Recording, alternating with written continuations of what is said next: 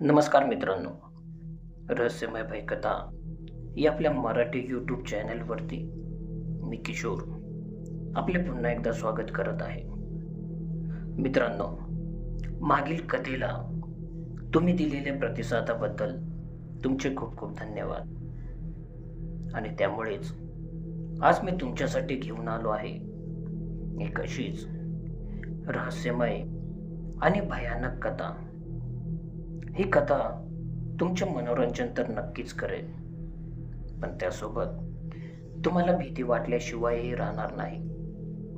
चला तर मग जास्त वेळ न घालवता आजच्या आपल्या कथेला आपण सुरुवात करू. पण त्या अगोदर जर तुम्ही अजूनही आपल्या या चॅनलला सबस्क्राईब केले नसेल तर लगेच सबस्क्राईब करून घ्या आणि शेजारीच दिलेले घंटीचे बटनही दाबून ठेवा, जेणेकरून भविष्यात येणाऱ्या कथा तुमच्यापर्यंत सर्वात आधी पोहोचतील.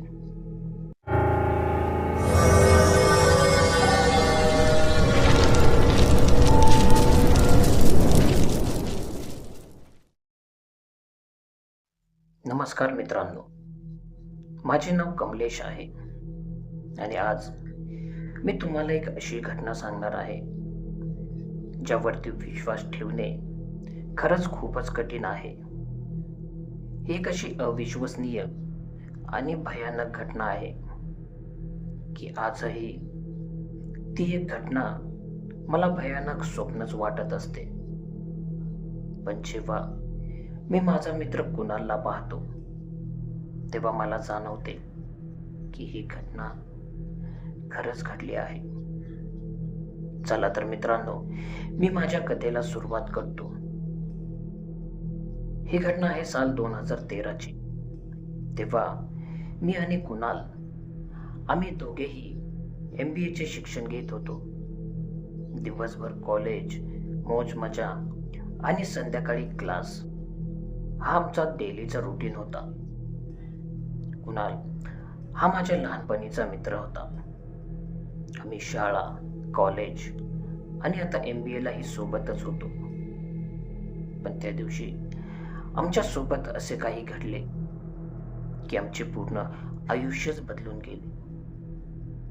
मित्रांनो, ही गोष्ट आहे त्या दिवशीची, ज्या दिवशी या घटनेला खऱ्या अर्थाने सुरुवात झाली होती. कुणाल आणि मी आम्ही संध्याकाळी क्लासमध्येच बसलेलो होतो आणि ते पावसाळ्याचे दिवस होते. बाहेर खूप जोरजोरात पाऊस पडत होता आणि मध्ये मध्ये विजाही कडकत होत्या. पण त्या पावसात आमचे पूर्ण आयुष्य वाहून जात आहे हे आम्हाला सुद्धा माहीत नव्हते. आता कुणालच्या मोबाईलवरती एक फोन आला. तो कुणालच्या आईचाच फोन होता आणि क्लासमध्ये असल्यामुळे कुणालने फोन कट केला. पण कुणालची आई कुणालला सारखाच फोन करत होती आणि 2-3 वेळा फोन कट केल्यावर कुणालच्या लक्षात आले की नक्कीच काहीतरी गडबड आहे. कारण कुणालची आई कुणालला क्लासमध्ये असल्यावरती एवढे कधीच फोन करत नव्हती. म्हणून कुणालने आईचा तो फोन उचलला आणि पलीकडून कुणालची आई जोरजोरात रडत होती. तिला बोलताही येत नव्हते. ती इतक्या जोरात रडत होती आणि तिचे रडणे ऐकून कुणालच्या चेहऱ्याचा रंगच उडाला. त्याला कळतच नव्हते की हे त्याच्यासोबत काय चालू आहे. आई इतकी का रडत आहे. कुणालने आईला कसेबसे शांत केले आणि कुणालच्या आईने कुणालला एक बातमी सांगितली जी ऐकून कुणालच्या पायाखालची तर जमीनच सरकली. कुणालच्या आईने सांगितले की कुणाल, तुझ्या बाबांची तब्येत खूपच गंभीर आहे. त्यांना आम्ही दवाखान्यात घेऊन आलो आहे आणि डॉक्टर सांगत आहे की त्यांच्या वाचण्याची शक्यता ही खूपच कमी आहे. कुणालच्या आईचे वाक्य ऐकून कुणालचे तर अवसानच गळून पडले होते. कुणाल तिथे जागेवरतीच बसला. मी कसेबसे कुणालला सावरले. कुणालने रडतच मला पूर्ण परिस्थिती सांगितली. मी कुणाला धीर देण्याचा प्रयत्न करत होतो आणि लगेच आम्ही दोघे हॉस्पिटलच्या दिशेने निघालो. कुणाल आणि आम्ही दोघेही हॉस्पिटलमध्ये आलो.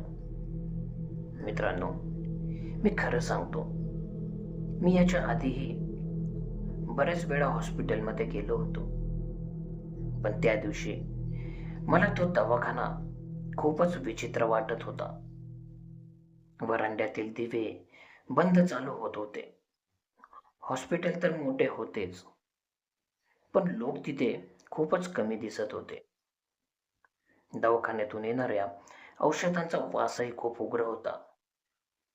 आम्ही जेव्हा दवाखान्यात पोहोचलो तेव्हा कुणालची आई एका कोपऱ्यात बसून रडत होती. तर शेजारचे काही लोक कुणालच्या आईला धीर देत होते. कुणाल त्याच्या आईजवळ पळतच गेला आणि बाबांबद्दल विचारू लागला. आणि तेवढ्यात डॉक्टर बाहेर येत सांगू लागले. डॉक्टरने सांगितले की कुणालचे वडील आता या जगात नाही. आम्ही त्यांना वाचवू शकलो नाही. डॉक्टरांचे हे शब्द कानावर पडताच कुणालच्या आईने एकच हंबरडा फोडला. तर कुणालही रडू लागला. मित्रांनो, तुम्हाला इथे मी सांगू इच्छितो की इथपर्यंत तर सर्व काही ठीक होते, पण खरी भयानक घटना आता इथूनच सुरू होणार होती. आता कुणालच्या वडिलांचा मृत्यू हा अचानकच झाला होता. दुपारी ते झोपले असताना त्यांच्या तोंडातून अचानकच फेस निघू लागला आणि त्यांचा मृत्यू झाला. त्यामुळे आता पोलीस केसही झाली होती आणि त्यांचे पोस्टमार्टम करणे हे खूप गरजेचे होते. त्यामुळे पोलिसांनी कुणालच्या वडिलांची बॉडी हॉस्पिटलच्या मागच्या बाजूला असलेल्या मोर्चरी म्हणजे पोस्टमार्टम जिथे करतात त्या ठिकाणी हलवण्यात आले होते. मित्रांनो, मोर्चरी ही दवाखान्याच्या मागच्या बाजूला आणि थोडी लांबवरच होती आणि मोर्चरीमध्ये सामान्य लोकांचे शक्यतो काहीच काम नसते आणि त्यामुळे त्या मोर्चरीमध्ये जेमतेम 1-2 लोकच होते. त्या मोर्चरीच्या चौकीदाराशिवाय कोणीच नव्हते आणि त्यातच रात्रीची वेळ असल्यामुळे ती जागा एकदम सामसूम होती. मोर्चरीच्या बाहेर पूर्ण काळा कुट्ट अंधार होता. साधारणतः वरांड्यामध्ये एकच लाईट होती, ती पण खूपच डिम लाईट होती. आणि जेव्हा आम्ही कुणालच्या वडिलांची बॉडी त्या मोर्चरीमध्ये घेऊन गेलो तेव्हा रात्रीचे जवळपास 12 वाजले असतील आणि पोस्टमॉर्टम संपेपर्यंत रात्रीचे 1 वाजले. कुणालचे नातेवाईक उद्या सकाळीच येणार असल्यामुळे आम्ही त्याच्या वडिलांची बॉडी तिथे शवगृहात ठेवायचे ठरवले. मित्रांनो, आता यावेळीपर्यंत सगळे लोक जिकडे तिकडे गेले होते आणि शेवटी मी आणि कुणालच तिथे होतो आणि आता ती घटना घडणार होती, ज्यामुळे आज मी तुम्हाला ही कथा सांगत आहे. आता कुणालच्या वडिलांची बॉडी बाहेर कॉरिडॉरमध्ये एका स्ट्रेचरवर आणून ठेवली. बॉडी एक पूर्ण सफेद कपड्यात गुंडाळलेली होती. रात्रीचे जवळपास 2 वाजले होते. कुणाल एका बाजूला बसून रडतच होता. मी कुणालचे सांत्वन करत होतो आणि तिथे शेजारीच त्या शवगृहाचा चौकीदारही बसलेला होता. इतक्यात एक पोलीसवाला आमच्या जवळ आला आणि काही फॉर्मॅलिटीज पूर्ण करण्यासाठी त्या पोलिसाने मला बाहेर घेऊन गेला आणि नेमके त्याच वेळी तो चौकीदार सुद्धा चहा पिण्यासाठी त्या शवगृहातून बाहेर निघून गेला. आणि आता त्या शवगृहात फक्त 3च गोष्टी उरल्या होत्या. एक, त्या स्ट्रेचरवर असलेल्या कुणालच्या वडिलांची बॉडी. दोन, रडत असलेला कुणाल आणि काळा कुट्ट अंधार. आणि त्या ठिकाणी एक अशी घटना घडणार होती ज्याचा विचार कुणालनेही कधी स्वप्नातही केला नव्हता. आता कुणाल त्या कॉरिडॉरमध्ये रडत बसला होता आणि इतक्यात त्याला स्ट्रेचर ओढल्याचा एक आवाज आला. जणू काही कोणीतरी कुणालच्या वडिलांची ठेवलेली ती बॉडी ओढत आहे.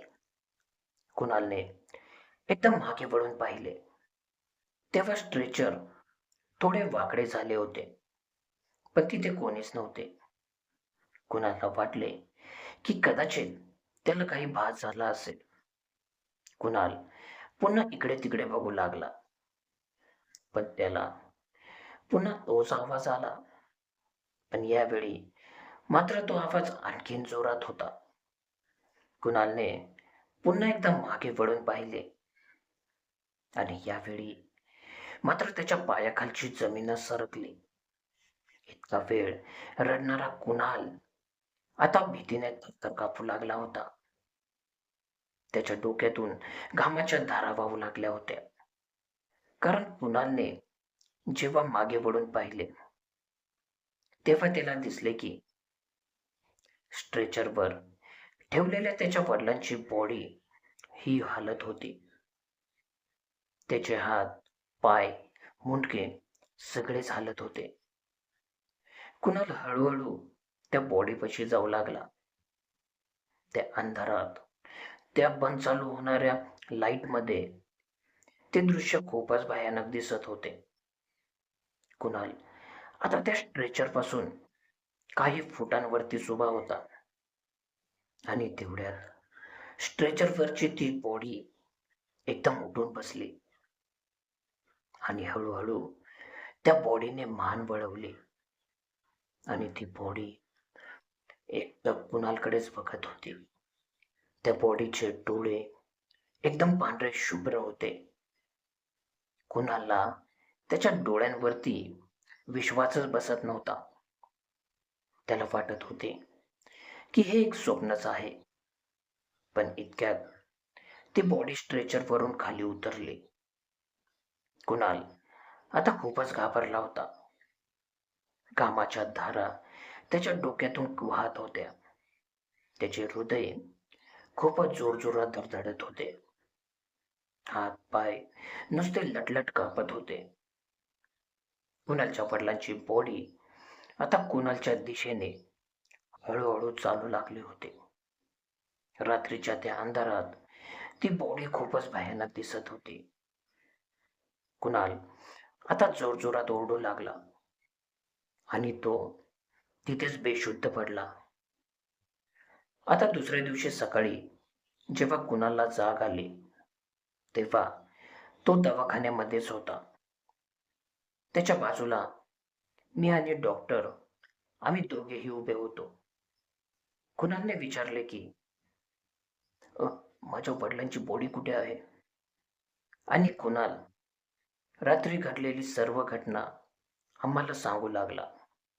पण कुणीही कुणालच्या बोलण्यावरती विश्वास ठेवत नव्हते. सगळ्यांना वाटत होते की वडिलांच्या अचानक मृत्यूने कुणाला असे भास होत असतील. आणि आता या गोष्टीला बरेच वर्ष झाली आहेत, पण आजही कुणाल ती घटना आठवून खूपच अस्वस्थ होतो आणि मलाच नेहमी सांगतो की आजही त्याला स्वप्नात तीच घटना घडताना दिसते, ज्यामुळे त्याला रात्रभर झोपही लागत नाही. मित्रांनो, आजची कथा इथे संपते. तुम्हाला ही कथा कशी वाटली मला कमेंट करून नक्कीच सांगा. भेटूया अशाच एका नवीन गोष्टीसह. तोपर्यंत स्वतःची काळजी घ्या. धन्यवाद.